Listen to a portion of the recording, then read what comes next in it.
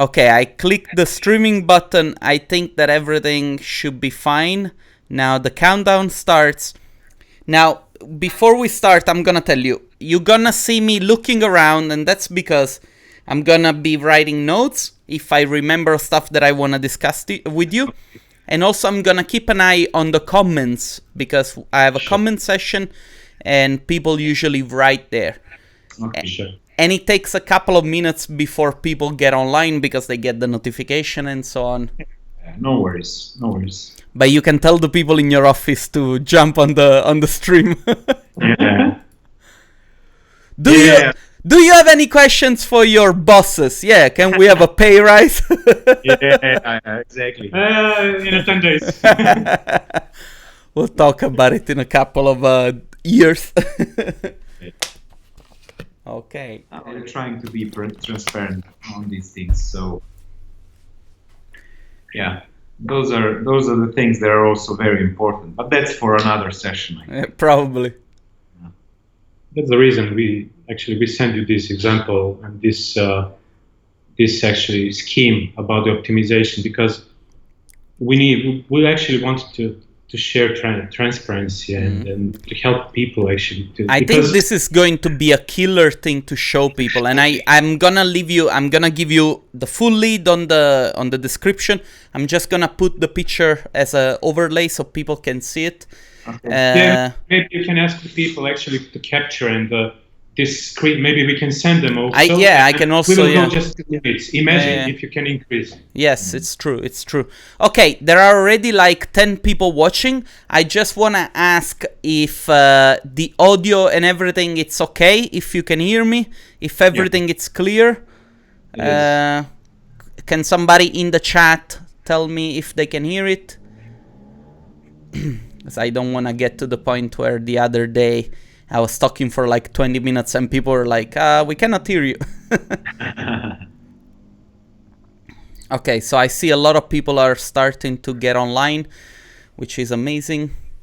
So I just want to get the okay from people from the chat if they can hear stuff. The moment they tell me that it's audible, we're going to start with the interview. Okay. Anybody from the chat, say hi.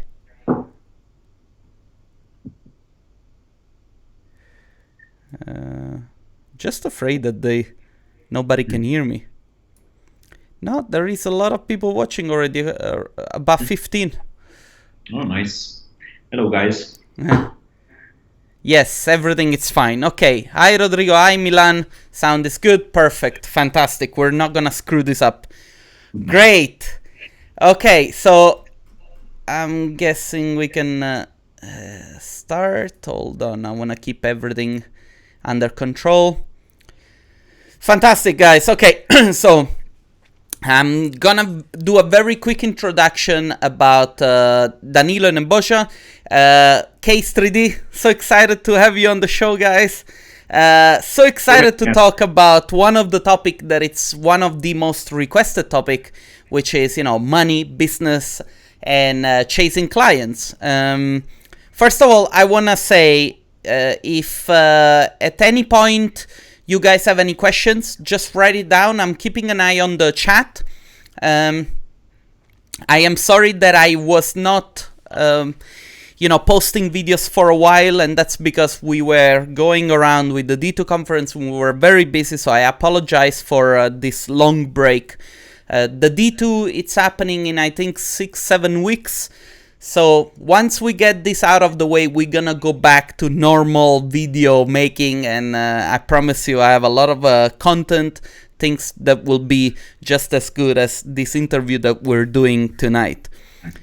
So guys, I wanna thank you so much for taking the time, for being here. It's crazy to have you in live from Serbia. I'm here in Tel Aviv. Wonders of technology, right? Yeah, exactly. And tonight I think it's going to be a very interesting talk, very interesting topic. I'm gonna make a very quick introduction about your company. You guys have been in business, I think, now for more than 15 years, right? Yeah, more or less. Yeah. And you are a company that in the industry is known for being very aggressive when it comes to acquiring clients, acquiring new projects. You've been expanding extremely fast lately. You are very business oriented in a way. You focus on giving your clients a very high return of investment on the money that they spend working with you. And so far, it has shown to be a very effective strategy because you're doing a lot of cool things. Tell me a little bit about what's going on.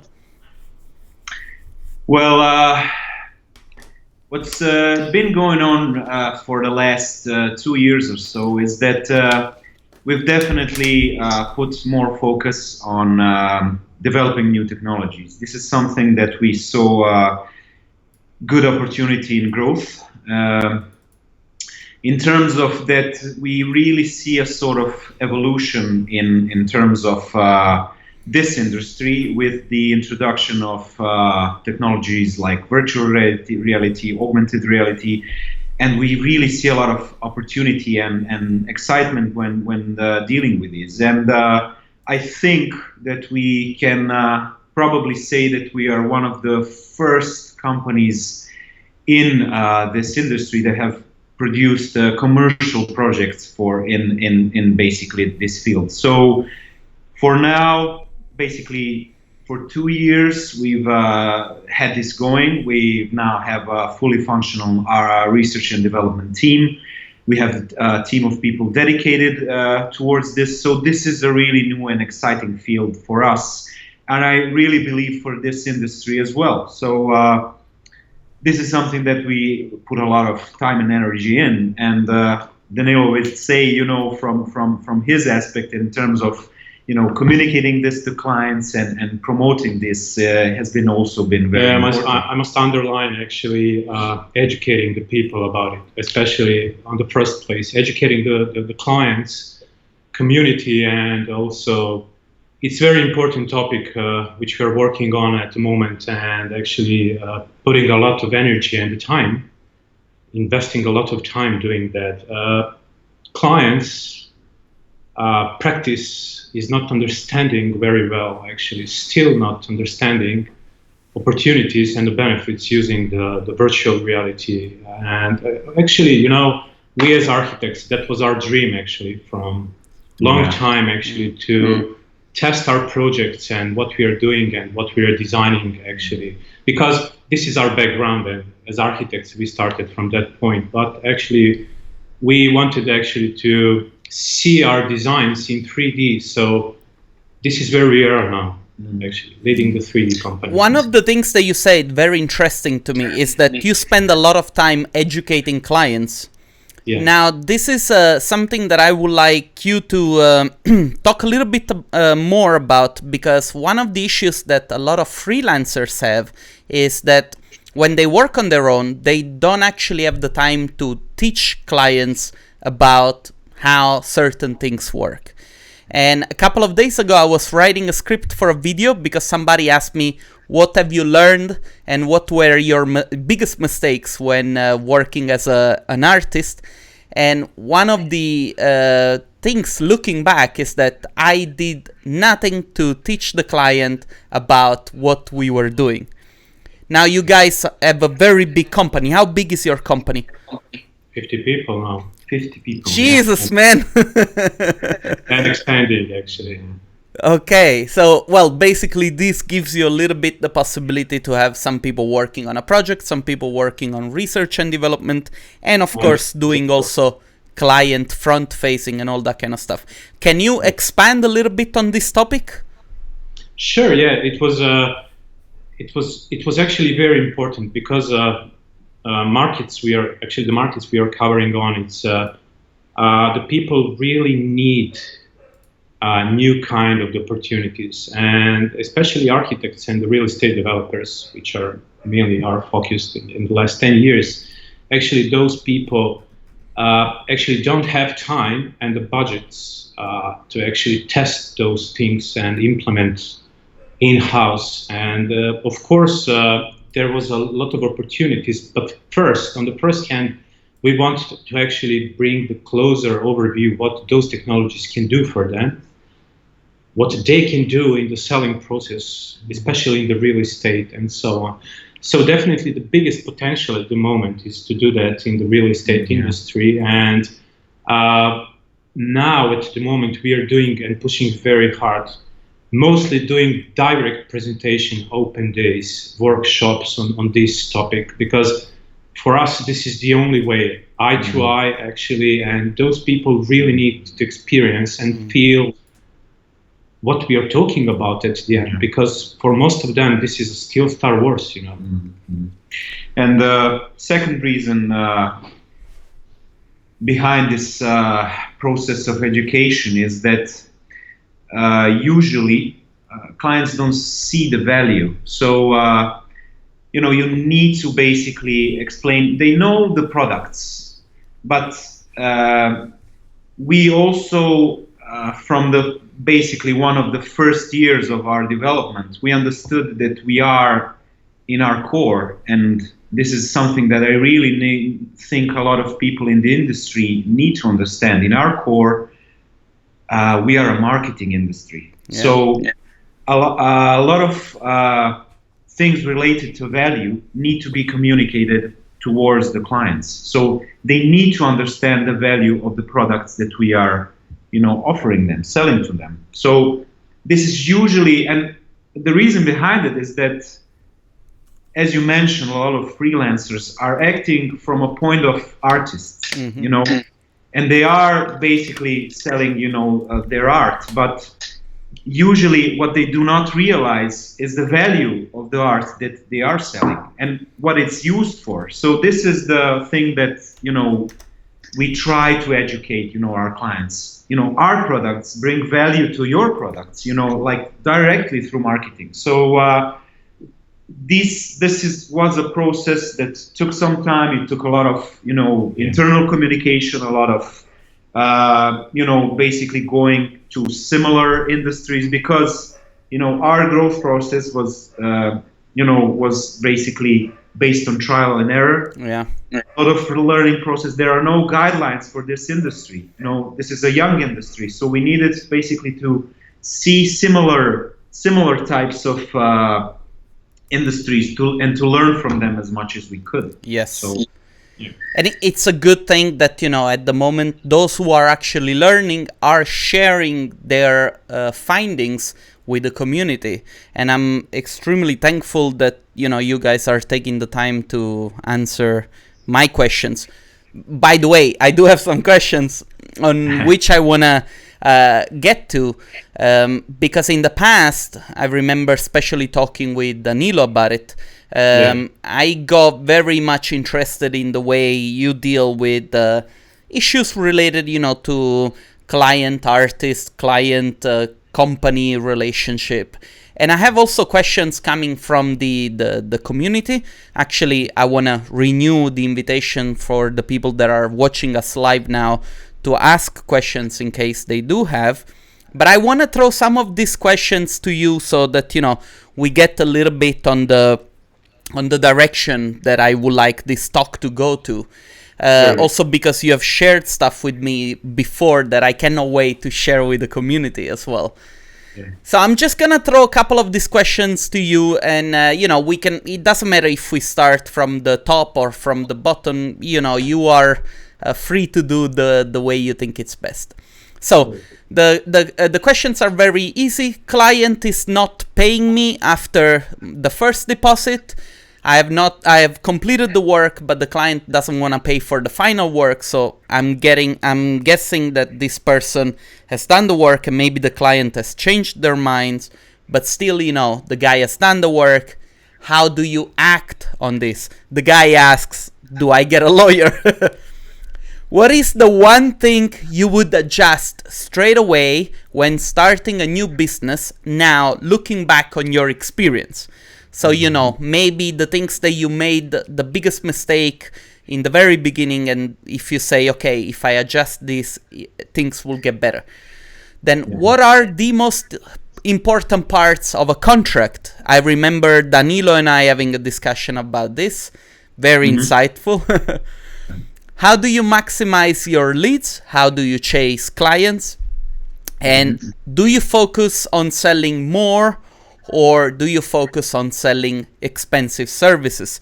So, you know, are your services targeted to an audience that wants to spend more in terms of quality, or do they want more from your services, like more views, more angles, more options, blah, blah, blah? Yeah. So you have the stage. Yeah. Definitely, your first question was about the lawyers. Actually, Yes. it is very interesting, and from my point of view, actually, what I would like to suggest from what I will do, actually, I will prepare myself better than to get in this situation. What I mean, actually, I will invest more money and more time in preparations, hiring lawyers on the first hand, not at the end of the process, actually, and actually get a strict contract with those people. But like you said, the situations are different. There is a lot of crazy things we experienced in the last 15 years also, and definitely, yeah. At the end, if you're in the corner, yeah, you need to call your lawyer at the end. But one of the craziest situation I heard in the last year, actually, it is very funny. Actually, there are a lot of companies which can actually, you can hire them to actually buy from you your debt, and actually you will get your money back, and they will chase your clients. But during this conversation, we will get to this topic. Do you want this if you're having your raving fans clients? That's a very good point, and it's I'm glad that you're talking about this. Yeah, do you really want that at your end? Because you're investing years and years to get to the customers, and most expensive thing in the business today is to acquire a new customer today. So what I will do, I will know definitely who is my client, ideal profile of my client. What we are doing here in K3D, we are doing a really deep research of every of our customer, actually. Structure of the company, who is actually the person who is paying us at the end, what we can do and help to those, actually, what help we can provide to those persons, actually. Not for the CEOs and so on and so on. So this is some things and techniques we are using here, and those things are working, actually. But I must underline the crazy things actually I heard at my end. It was actually, okay, hire a company and they will buy your debt. Oh, but this is interesting that you're saying this, because it goes back to the idea that in order for you to serve your customers in the best way possible, you need to be the best possible thing for your customers. Yeah. And it goes back to this idea of like self-actualization, and if you really believe that you can help your clients, then you also believe in the fact that you're worth the stuff that you do for your clients. You know what I mean? Yeah, this is a core strategy, actually. Yeah, this is everything is related to that, because the biggest mistakes in the industry and in the business at all, we see at the time that people love more their products than clients, and this is where the biggest mistakes are happening all the time. Also, one point of maybe technical approach to this challenge is, you should form your prices in the way that the advance covers your basic expenses. Mm-hmm. And that way, you have a secure parachute.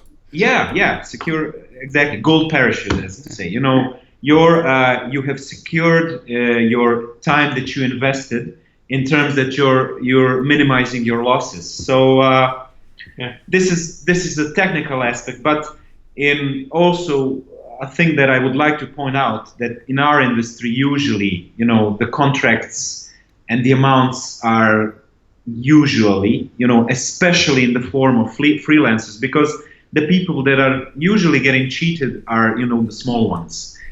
Once you grow to a certain size, people do get frightened, of doing these kinds of shady, transactions. But in terms of, relations from a freelancer point of view, usually the lawyers cost more than the debt that you are trying to recover from. But these things happen. They will probably always happen. But as Danilo mentioned, you should really get to know your client and develop these relationships of understanding. And try to build on that. No, I totally agree. And I think that hopefully this point that you just made really comes across with people, because I get very often contacted by people that get cheated and they say, what do you recommend me to do? And I'm like, okay, what's the amount of money that you need to be paid? And they tell me $200. And I'm like, no, in certain countries, $200, you spend them on a dinner with a client, just to go and say hi. There are some questions coming in that I wanna, sorry if I interrupt you. I'm not really sure I understand it. It's from Michela. What is the professional way to propose to the architectural studio, to propose maybe yourself to an architectural studio as a visualization company? Sending the portfolio via email, or to request a meeting and introduce yourself in person? That's a good question. Yeah. So how do you guys do that? This goes back to how do you chase your clients, how do you find them, and how you lock them down? Yeah, it's good that we are mixing those questions. It's interesting. Yeah. Well, I mean, there is one answer. Basically, a personal approach is always a better solution, from any point of view. There is a point of, building up to the actual meeting. It should be followed up by an email. There should be a call included, but definitely, from my point of view, a direct approach in terms of organizing a meeting with the right people, and preparing for it. It's also something that is crucial, Yeah, I just remember one thing from the past, actually. It's a very good question, and Neb just explained, actually, why you're sending this email. Because behind everything you're doing, you need to have your why, and why you're sending this portfolio. To schedule a meeting, to get immediate job, project, you want to sell immediate something, you need exactly what you're doing with your email, actually. And that was actually also the one of the things we learned from the past, actually. We didn't know that from the start, actually. But why you're sending your email now? You need to schedule the meeting, to meet those persons. So what is actually, what is the, actually, what I need to send in this email to schedule the meeting? So selling by the email and sending those portfolios is, I think it's working 3%. Yeah, it's not working. Strategize the approach in order to understand how you're gonna move next. So I am sending an email to have dinner with the owner of that company, and it's not about sending an email to show my work. No, we don't want to do that. Okay, this is very interesting. I never really thought of this myself, but it kind of makes sense. I think I've heard something similar once in a video from Tony Robbins, but I might be wrong. Yeah, you might be right. We're gonna touch up a little bit on that, because especially in the case of Danilo, because I follow you, in your travels, and I know that you have been attending the masterclass from Tony Robbins, which I'm planning to do myself as well when it's financially viable, because it's $4,000 or $5,000, I think. 10. Yeah. It gets harder and harder.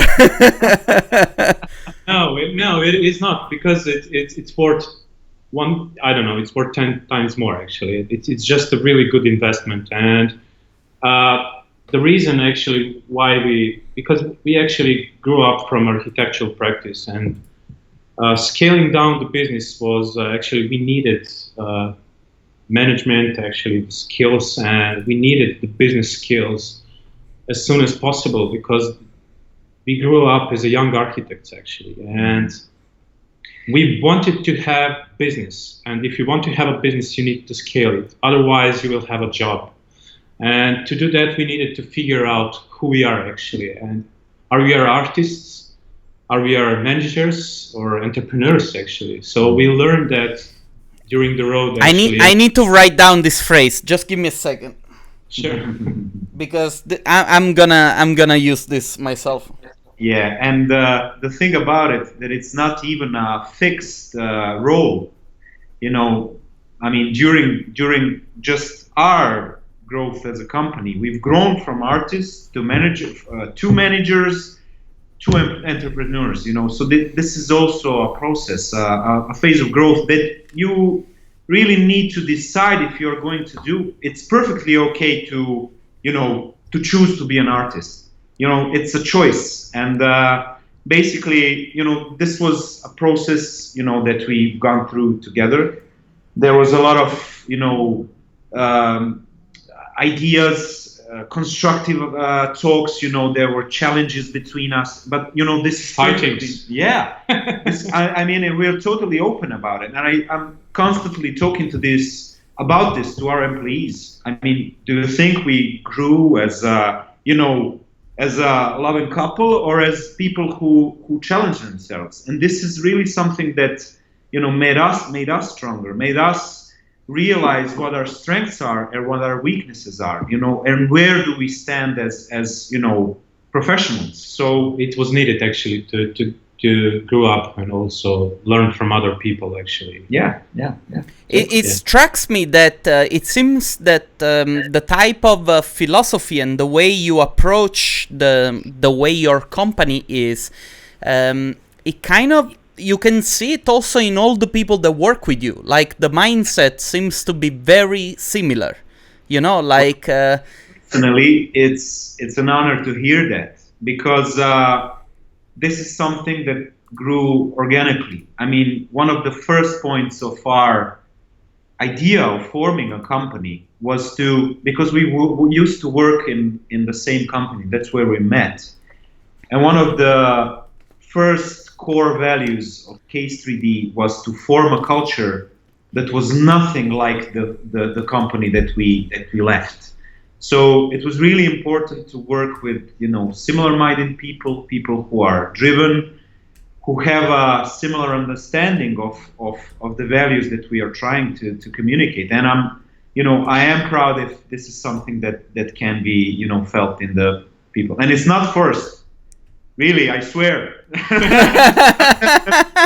It's not part of the contract. No, I really like that. I really like that. There is a question. What is more or less the percentage of regular clients that you found online and that contacted you?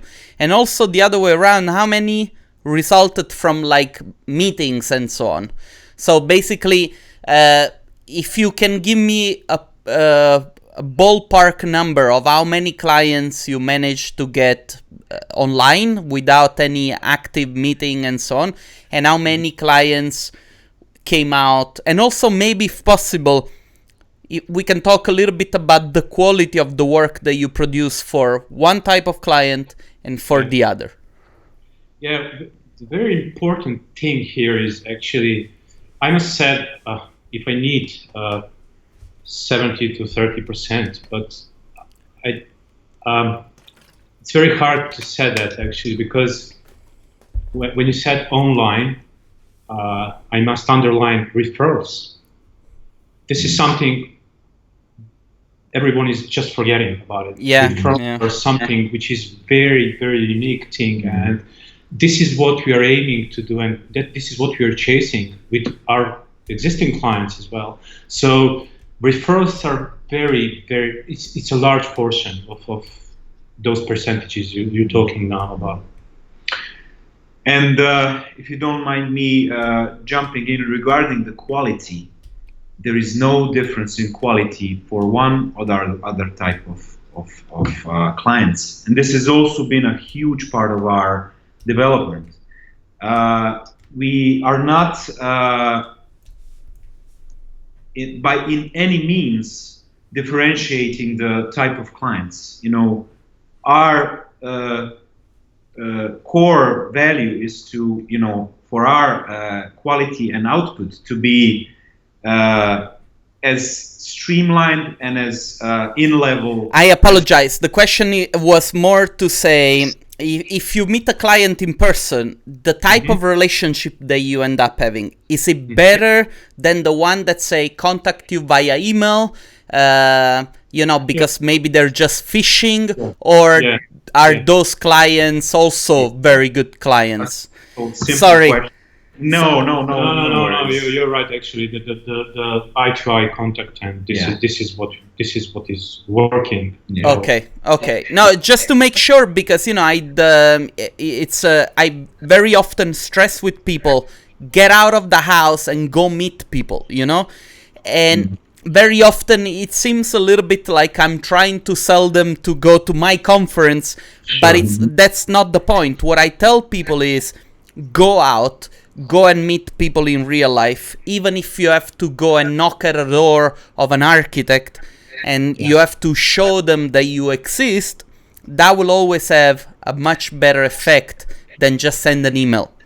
Definitely, because back to the topic we just talked about it a couple of minutes ago. Actually, if you want to run the job, you can do that. But if you want to run the business, you need to scale it. So definitely, going out, it's very good suggestion also from your side. And this is what we felt actually in the past also, because we started like everyone, there is no mystery about it. And breakthrough for us from the small country was when we figure out that we are just street on the map of the world. Actually, you need to go out. Actually, that there is no philosophy in that. Straight to the point, and you need to take the actions, nothing else. Persistence and nothing else. But this came also with a mental shift, right? I mean, there was a period, I think, about maybe 3-4 years ago, where the company went from being, the old case to the new case. Yes. And you have actually made a very big deal out of it. I mean, a lot has changed. The office has changed. The organic of people has changed. The mindset has changed. Can you tell me how that freaking happened? Because that's what I want.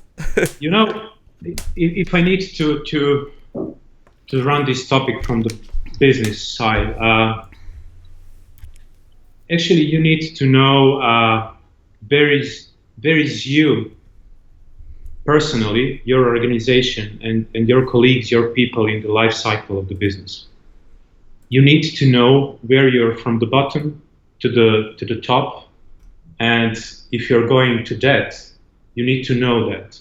So basically, there is no mystery about it. I would like to share with the community also that after a conversation also, there is a really way how you are growing actually, and you can see issues and the problems and the challenges in the next phase actually. And if you're aware of that, there is no stress in that actually, and you can know that. But to be honest with you, we learned a lot from our school here, and it was not easy at all.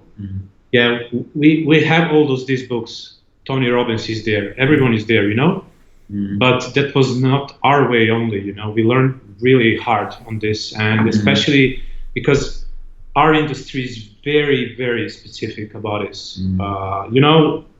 Mixing between IT and the art and doing with a lot of different people and mindset. It was really amazing. But what I need to a point now, the biggest deal and the big breakthrough is to set up the system.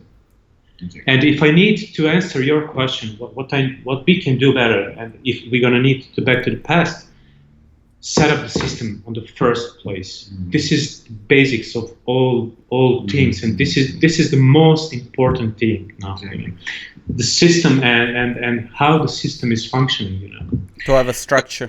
From my point of view, yeah, I would just add on to what he said.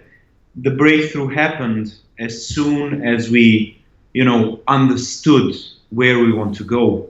I mean, it might sound like a bit of cliche, but as you try to run a business, you do a lot of different things simultaneously. But at one point, we just understood we need to sit down, see what type of business we are in. What do we want from our business? We needed to say open and loudly, okay, so this is where I see myself for, a prolonged period of time. This is a part of my life now, a big part of my life. And what do I want to make out of this? Do I want to, be, as I mentioned, to define your role? Do I want to be an artist, or do I want, to be a leader, a business owner? Do I want this to grow? And as you decide these things, you need to work on them. You need to make decisions. You need to, form a strategy. And what he mentioned, systematization, as much as it can sound scary to artists, as it did to us at one point, there are ways to approach it. You just need to understand the value behind it. What it will bring to your life. To your way of organizing. What I can add also, not doing the business. The business cases, the business plans, financial plans. Mm-hmm. The market is changing very fast. The practice is crazy. Architecture is booming today. The deadlines, everything about it. What you need to do is actually to set up the business map. Where is your X? Where you need to dig in, and to know exactly what gap you need to actually close to get to where you want to be. Like a taxi drive, Mm-hmm. You're sit there, you need to exactly know where you're going, and you need to explain everyone where you're going. In this case, this is a taxi driver, And maybe the third thing, and right now I just remembered where you mentioned that the timeline is where we talked about, okay, so we're a company that's on a map of companies. So what is the thing that makes us different from the other ones? What is this that we do better than the competition? What are the values? So we thought about it. Okay, and there we defined a certain set of values that we focused on. So this is also an important aspect of anyone, either a freelancer or a personal trainer, and it's something I really communicate a lot about. What is one of the aspects of your personality, of the way you work, of the type of your work, that really differentiates you, in the sea of other people that work do similar stuff? Because this is a part of and a part of the approach to success. Simply, what is your X factor? Yeah. And if you can write it down on the paper and communicate to the clients, what is your X factor, you will get everything, So, but you need to clearly communicate all those things. I'm gonna tell you something really stupid. I have done also this exercise of saying what is my X factor, and now myself, when I look at what I can bring to the table, sometimes I'm really shy of talking about my skills. Mm-hmm. And once when I was asked this question, I was like, I'm just a nice guy to work with. And mm-hmm. sometimes even recognizing those points that might not be directly business related, we say, okay, this is your point. We can work with this. Let's see where we can teach you something more. You know what I mean? Yes. Yeah. And very often, I think it's better to start low than to say, I'm a great 3D artist, because you might not be a great 3D artist. You know what I mean? Of course. What is the value actually? Exactly. There are so many questions coming in. We have about 50 people watching. This is really cool. I'm gonna try, to make it quick so that I don't interrupt you more. So please don't. What's the best way to target international clients? One should have to contact 3D agency, architect firms, developers, or how do we find out which sector is more relevant, who can benefit the most from ArchViz industry? This comes from Sumit Gupta. Then there are people watching from North Carolina in the States. Nuno also says hi. So yeah, probably this goes back to the question that I asked you in the very beginning, on how to chase clients. And probably we just need to rephrase it, but I think we already have talked about this. But if you guys feel like adding anything, like personally, I don't like for people to go and work for agencies that do 3D or distribute the work, simply because those companies, they don't really care about either quality or the type of work that comes in. So they will try to use your skills because they are making money out of it. And maybe if you need money in the very short time, it's okay. But in the long run, I don't think this is a good strategy. Do you guys feel like? We agreed, actually. And in one way, actually, like I said in the previous conversations, and we actually talked about it probably 6 months ago, actually, when we talk about sales. You need to know what is your ideal customer profile. You need, this is the first thing, very, very first thing. And this is also what I would like to change in our case, if I need to back 10, 15 years ago. What you want to do with them, what clothes he's wearing, what kind of the glasses, what is the age of those people. You need to write down everything, because this is the way, and this is the way how your marketing, your mindset will work in the future.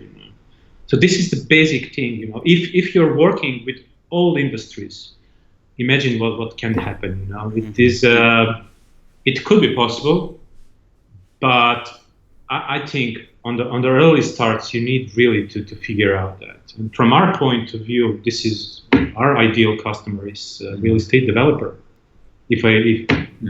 Yeah, definitely. So just to point on your question, actually. No, this is the first thing you need to do. And mostly today, the more and more businesses we see, actually, they're gambling on one stream of income, and this is direct sales. And imagine how can I call it? The business Parthenon, Yeah. You know what is that? Yeah. Go. One pillow, if you imagine that like a direct sales, imagine what will happen with the roof. Yeah. So to answer your question, how to deal with international customers and how to actually be closer with them, you need to use all kind of the streams, from the direct sales to the advertising, the PR. I don't know, the referrals. Imagine referrals is the biggest thing for us. Actually, this is what we're chasing a lot. Back end. I don't know. An important thing to know is that people sometimes, but usually, don't even refer you because they're just not aware. We learned a lot by, just starting to ask people. So, okay, do you know someone that you can recommend? They were like, yeah, sure, I know. Yeah, of course, no worries. But until you ask, and it's just a thing that they are not thinking about. Yeah, so of course. This point of, giving someone the idea, they actually need to be referred to. So and it's also a good question. Are you following up your declines and the cancels? Yeah. Are you doing that? This is, oh no, I don't just want to work with you actually. No, are you following up that? Are you thinking about it? Because there is also potential. Potential is in every corner, in every way of doing that. So I know it. And sometimes I feel like, some people just do it when they are pushed against the wall, that they, find creative ways to follow up on clients that might have said no. I've done it myself, in the past, of course. One thing that I have open on my screen is the file that you sent me, which I would like you to discuss a little bit, because, this seems like a very good way to start for people to start thinking of how to project themselves into the future of who they want to be. So I'm gonna put this file on the screen and you can talk about it, okay? Very good. Yeah. Okay, so it's here. There you go. So I don't see you anymore, so now you can just talk about this. Yeah, actually, what you're seeing there, it's optimization model. Actually, we used in the past, and using that now also to quickly turn around our ideas, and you can use that in every way. Actually, we learned that from the really big names from business industry, and this is a really simple, but it's so effective. It's $1 million formula actually, which you can actually use in every aspect of your optimization, from the sales, marketing, production side as well. You just need to change the numbers and the topics. So what you actually see there is, we just started to write down some numbers there just for you to have idea what we are talking about. So you can turn around in a month using this formula your income streams actually, but you need to be aware of all kind of the numbers and things. So just to back on the things, the second biggest thing for us beside of the system is measurement. Metrics and the measurement was also breakthrough for us. We didn't do that in the past, and the last 3 years we are so crazy passionate about it. And actually now when I look back to this, if you measure what you're doing, you can manage that. So if you not measure that, you can manage, like you when you're losing your weight, you know. Yeah. If you're not measuring, you can't manage. So what you can see here actually, for example, you can set up the number of your existing customers here, and for example, if you have 10 of them at the moment, and if you're charging them any kind of the value actually per image, per product, whatever you just call it that, I just going through quickly, and if they order 2 times in a month from you, you can see how much you can earn from that, and you can play with these numbers in many ways. So I would like to ask and call the people actually to imagine and look at this formula now and try to write down all these numbers and fill this form slowly, and imagine what can be happen if we increase the number of the clients, or if you don't want to increase the number of clients, or you just want to increase the price, or if you don't want to do that but to keep your old clients, increase the frequency of ordering. So I would like to call the people to play with this, and miracles will happen. For us, already happened a lot of times, and not only in the sales process, and not doing optimization with your regular existing clients, doing optimization in production maybe. Yeah. Try to think about it, how you can be more efficient. If you lower your time of production of any product we are talking about, what numbers can show you. But this topic really need a strong background of measuring what you're doing, and because numbers are everything, you know, at the end of the day, and you need to follow what you're doing from both sides, keeping the high quality possible, because this is our passion and what we are doing now, you know. But looking from the business side, try to play with this. We are more than happy to be in contact with everyone needs any answer on also I would like to add one thing to this scheme that you have shown, so that because I'm not really sure if everybody understands what they're looking at. Sure. Basically, when we talk about sales, we have 3 elements which are the pillar of how much money we are going to make. One is the customer, second is the price of our service, and second is the amount of sales that we can make happen. Now, these three elements are under our control. That's the reason why we can use a matrix like this to kind of modify the reality in which we are. Because if we see the 10 customers, we can say, okay, maybe we can focus on getting 11 customers, and then the matrix will update. If we change the price and we keep focus on keeping, the customers and the amount of sales, then we can raise the amount of money that we make. So, one important thing, yes. You can also decrease the price and increase the frequency. Yes.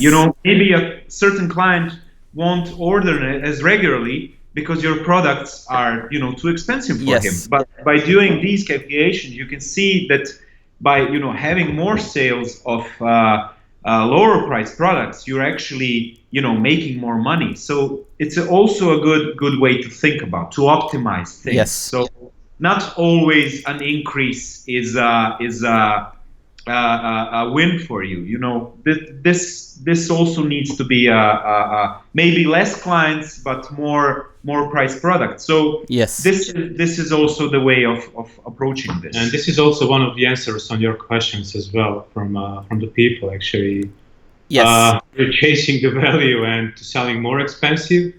No, we are doing optimization every week. Exactly. Every week, and we are mixing because the mix and we as a business, we are doing to scale up everything what we are doing. So to simplify the answers, we are chasing the more value with the different products, but we are chasing to scale up the system and the company with the regular products in the industry, but looking where we are with our clients with this system and other things also as well. So we are more than happy to share that with the people and answer any questions on that field actually, because this was work for us and it's still working very good. Guys, just a question out of the, because I don't really remember.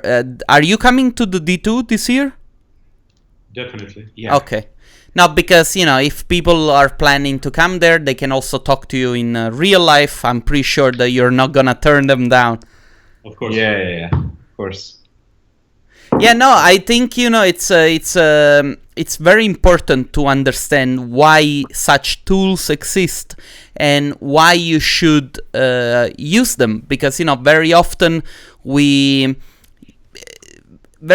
what happens is that artists really hope for things to get better, and hope is not a strategy. Exactly. Unfortunately, exactly. I do understand that you have to make very good work, and in a way, as I was telling you before we started the live, I understood that I was not as good as an artist as, say, Tamas Medve or whatever. Yeah. And I made the decision to change my focus on other things where I thought I could optimize a little bit, my role in this industry. Mm-hmm. And this also goes to answer the question that people always make. What happens when you get asked for one more image or two more images? How much should I charge? Should it be the same price of the first image? Should it be... And I'm like, look, I want you to make as much money as possible, but you also have to optimize. Exactly. If you can lower the price of the second and third image, but you know that you're not going to be working way too much on that image, then you're optimizing, then why not, Exactly. But you have to be careful all the time to make this optimization so that the client doesn't think, okay, the next image will be cheaper. You know what I mean? Yeah. Yeah, and definitely to think about it, why the clients need those changes and why the clients changing those things during the project. This is a regular situation because if you know your clients and you need to make the level of your relationship highest possible. This is the crucial thing, and this is what we are actually working on every week. And we are really actually, we are speaking that so loud. We need to love less our products than our client. Actually, we need to love our clients more, Yeah. We need to see what they're doing, what their challenges they have in the office. The easiest way to do that is to imagine the other people behind the mirror, actually, and behind the monitor, and imagine and visualize his reaction when you send him the answer. Oh, I will charge you again 100% on that. You need to think about it really deep about it. What will be the next reaction of those people? So those kind of the things, deeply understanding of the people you are working. It's a goal. And it goes to one of your videos, one of your first videos actually, that I really like, for someone to finally, get a good look on the theme of charging your clients, because this has been a theme for so long. That finally someone, opened this and really constructively approached it. And I'm really thankful for you for doing these kinds of things, because this was something that was, even, believe me, from when we were beginning this business, and this was, I think, more than 15 years ago, always the same topic. What should I charge my client? And to structure this down to actual value of your time invested is really a breakthrough, and I'm thankful for you for sharing that with the industry. But I will also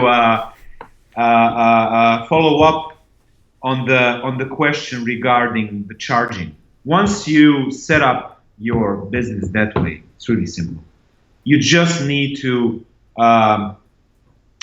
evaluate how much time you're actually going to invest, in these follow-up images, and then it becomes really simple.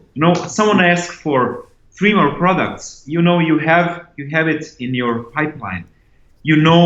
Exactly what are you going to charge him. So, and why? As I said, and you can also communicate this as a value. Okay, so I'm going to invest this much time, and it's going to cost you this much. And these kinds of things really do simplify the client and customer relationship. Having these things transparent. Yeah, but you need to measure everything. Exactly. So if I propose something and suggest, we used Active Collab for that long time. Now we are using the Scoro. Scoro is a great app for doing that, for measuring and follow up all those things, and to see what you're doing with your products. It's very interesting once you see how much time you're spending on the art. It was crazy 10 years ago to think about it. We can measure the art. Yeah, we can. We need to do that, because this has become a business. And just one more point regarding this that Danilo said. What we also realized, that when you watch a curve of production, there is this plateau where actually, you get to a point that even if you invest more time, your quality won't go up, So this is like the gold point that you need to decide how much time you really need to invest to have like a, optimized quality. Because, even if you invest 2 more days, this picture won't be twice as good. For instance, let me just, point out a blunt example. So this is also comes down to measurement, to knowing how much time do you actually need to produce a quality image. Yeah. It's so funny that you say that. Today I was on the phone with a computer company, and they approached me with the idea that they want to, they want my help to help people understand that with their computers they can make faster renderings. And I'm like, you stop with the bullshit. There is no faster rendering. If you want to sell your product and you want people to understand that your product is good, start to talk about what it's like to work, what it's like to produce something of quality, because you don't want me to produce a faster rendering. You want to make my life easier so that I can think and be creative. Of course. And I think that, very often this is also the issue with clients, that marketing, it's all about, oh, we're gonna get it faster and better, and there is no faster, there is no better, there is just like optimized, you know? Exactly. Just think about how much technology advanced today from, I don't know, let's say 5 years ago. But rendering still lasts for, a certain amount of time. Of course. And it will always be like that. Of course. And it's... in real time today. We also render them overnight, like we did 5 years ago. And technology is just scaled, It's true. And I am so happy that, finally this is coming from the users.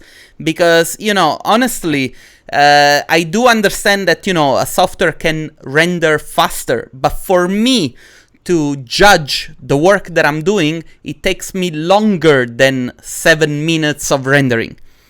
It takes me 2 days to think about, And it's also, how much time it takes for me to shift my mindset.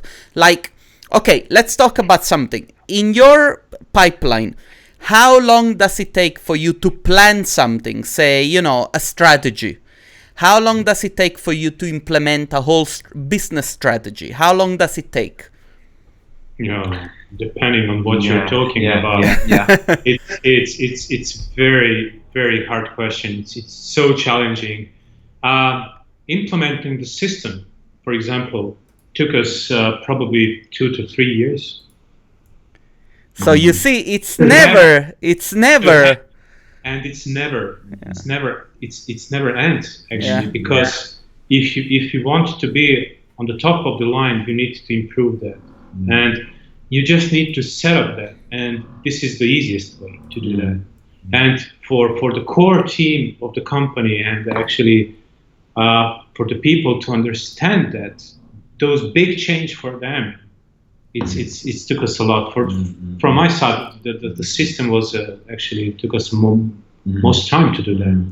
So just talking about a system, there is a lot of other things. But in terms of planning, I mean, just to get back on you, this from my point of view, and I know Danilo would agree with me, this is the most important aspect of any implementation. Take as much time as you can to prepare, to make a good plan, to make to think about all of the challenges that can happen and probably will at one point. For us, I think preparation is probably 70% of everything. So in every aspect of the business strategy, production of the project, 70% investment of the time is saving you a lot of money at the end. Nothing else, a lot of money. Exactly. That's what I was also trying to mention. Not in just business development aspect, but also in production aspect. To prepare a project in the right way will definitely save you a lot of time, by the end.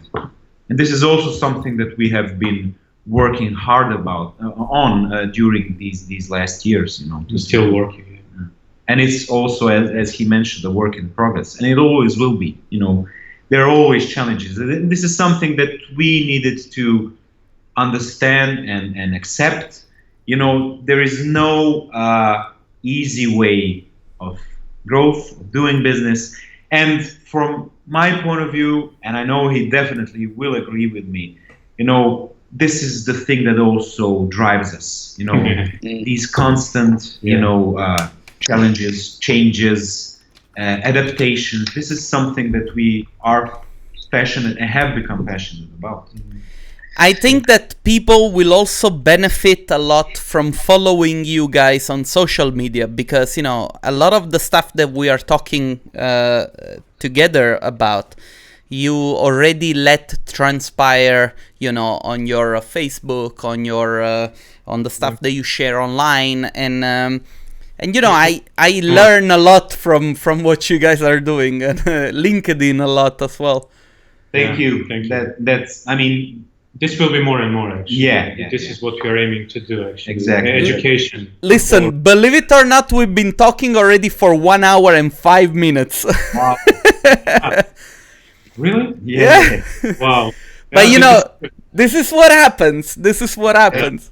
Yeah, time is emotion. Yeah. Yeah, what happens when three passionate people get around around table and start to discuss things? Yeah. So, yeah, great. I mean, I wasn't aware that it's actually an hour. But yeah, I hope that people got the chance to learn something, to actually hear something new and interesting. I mean, yeah, and we would really be happy to communicate this way. And I think I have an idea. Maybe we can discuss it in the next few weeks of something that we could do together, because I think there are some topics that we should touch up on.